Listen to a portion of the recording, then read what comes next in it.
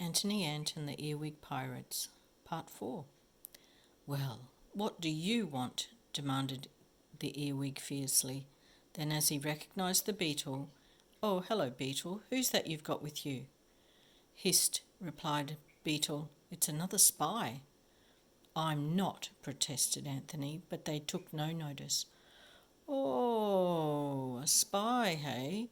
Well, the captain knows how to deal with them. I only hope this one's tender." They both laughed at this as if it were a tremendous joke, but Anthony didn't like the way in which Beetle kept licking his lips, and the Earwig pinched him to see if he were plump. "Is the captain at home?" asked the Beetle at length. "Yes," the other replied. "He's in there and in a bad temper. Says he's tired of hiding from the Red Admiral and wants to be up and doing." "Can't say I blame him," said Beetle. "We're all tired of this island. Now, if you ask me—" He broke off as a roar of rage came from within the cavern. "That's the captain," said the Earwig. "Better take the spy into him, Beetle. It may help to soothe his feelings." Beetle prodded Antony again with his club and urged him to enter the cave.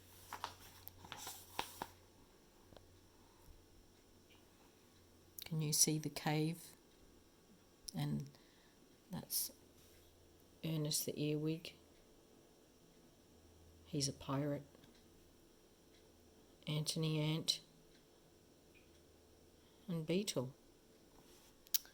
And here's an illustration of poor old Antony Ant floating in the ocean in his bucket. Do you remember that from the previous parts?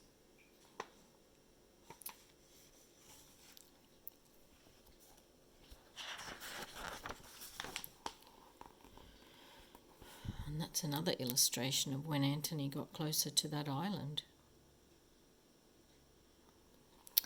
As Beetle and Antony entered the cave, Ernest was shouting, "No, I won't play noughts and crosses. It's a silly game, and I'm tired of it. Besides, I always lose. If somebody doesn't think of something amusing in 2 flaps of a butterfly's wing, I'll make the lot of you walk the plank." "If your honour pleases," said Beetle humbly. "I found this asleep in a cookpot in the middle of the beach.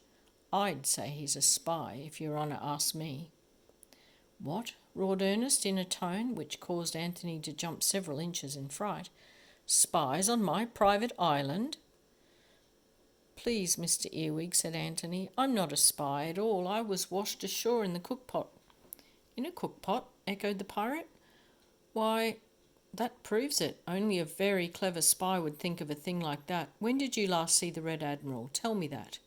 Yesterday," Antony admitted. "Aha," said Ernest. "He admits it himself. Of course he's a spy. In a cookpot and on my private beach. Take him away, Beetle, and bring me a large plate of spice soup in an hour, or I'll hang everybody from the yard arm at sunset."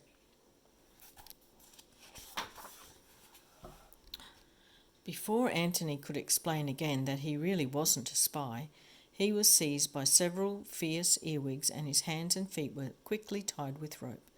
Then Beetle got a large spoon, salt and pepper, while 2 earwigs appeared with bundles of dry firewood.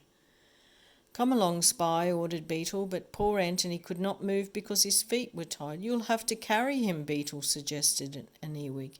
"Indeed I won't," cried Beetle. "He's far too heavy.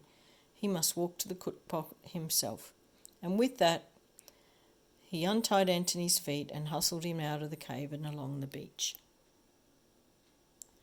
When they came to see where the cookpot lay, the earwigs and Beetle set the fire neatly between 2 convenient stones and filled the pot with water. "Your bath's ready, sir," said one of the earwigs in a sarcastic voice. "I hope you won't find it too warm." "Step this way, Mr. Spy," said the other earwig. Beetle didn't say anything, he just smacked his lips. Just then another pirate came running up to them. "Edward and Eustace," he cried to the 2 earwigs, "the captain wants you at once."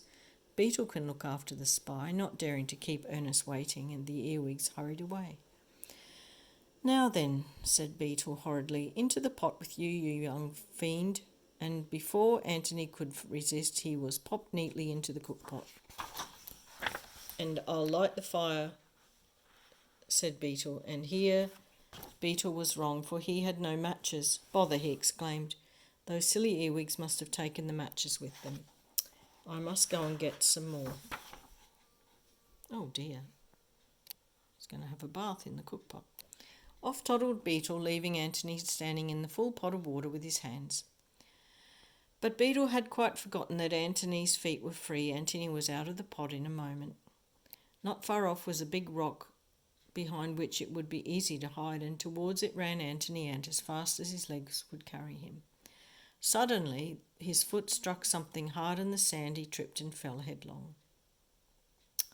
Then he noticed the gleam of metal. It was a long sword which one of the pirates must carelessly have left there until the sand had drifted over it. Here was luck indeed. It was only the work of a few seconds to use the edge of the sword to cut the cords binding his hands, and then he was free once more, and with a sword in his hand as well.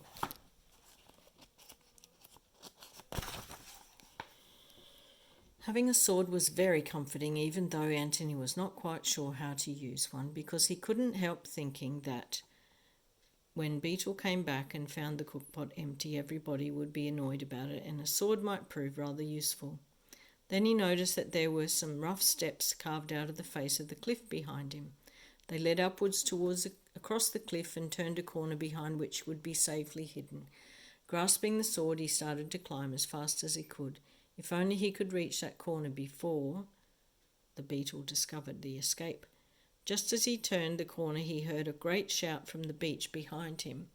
Antony felt certain that his absence from the cookpot had been discovered. He hardly dared to peep around the corner. When he did so, he himself gave a shout of surprise, for there, heading in towards the island with sails set and flags flying, was the Red Admiral's ship. At the mouth of the pirates' cave was dreadful confusion as Beetle and some of the pirates tried to get inside to hide, while Ernest and the rest of his band tried to get outside to run away. But when they saw that the Red Admiral was launching the ship's boats and making for the beach, the pirates all came scurrying towards the steps up which Antony had climbed. Cries of rage could be heard from the Red Admiral as he thought he saw his enemies escaping. Of course he didn't know that Antony Ant was waiting, sword in hand, just around the corner. Neither did those pirates. Up the steps they came at full speed, Beetle leading. The rest of the pirates were treading on each other's heels in their haste.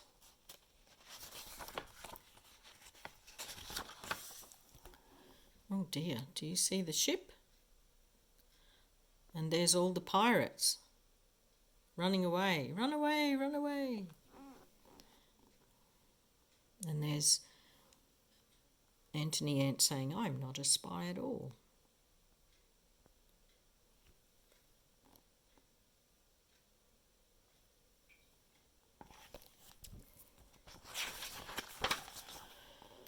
Whew.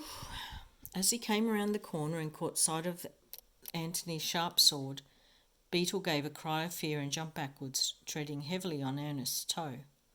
Then Ernest tried to hop on one foot while he nursed his hurt toe, which wasn't the best thing to do just there, because Antony lunged forward again with his sword.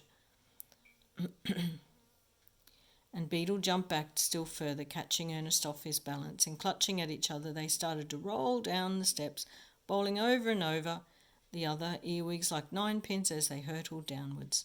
Meanwhile, the Red Admiral and his crew of water beetles had pulled furiously ashore and arrived at the foot of the steps just in nice time to capture all the pirates as they landed in a tangled heap on the beach. So when Antony Ant came down the steps with his sword in his shoulder, everybody except the pirates cheered him loudly, and the Red Admiral shook him by the hand. Oh, there he is there.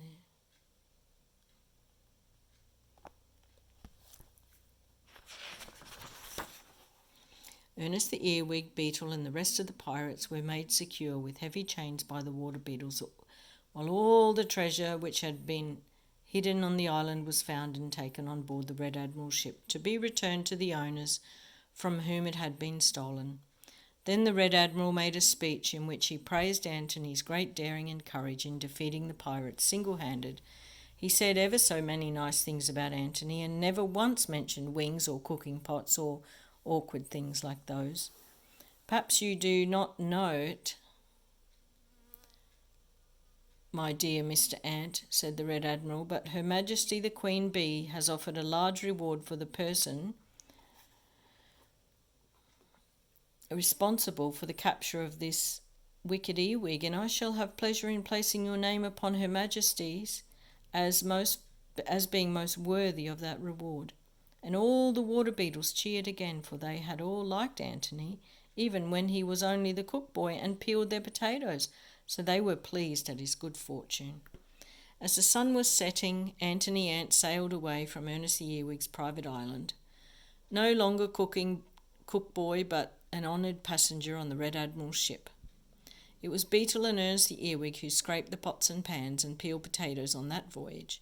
When they reached port, Antony received the Queen Bee's reward, and the very first thing he did with it was visit the little caterpillar tailor and order no less than 4 new pairs of wings for the Red Admiral. Antony's fame spread until it even reached distant Antville, where old Uncle Antymony wagged his head wisely and said, I always knew that young Antony would be a credit to this village. No one ever listens to me. But as nobody took any notice of him, it didn't really matter. And that's the end of that story. And next time we'll move on to Gregory the Grasshopper.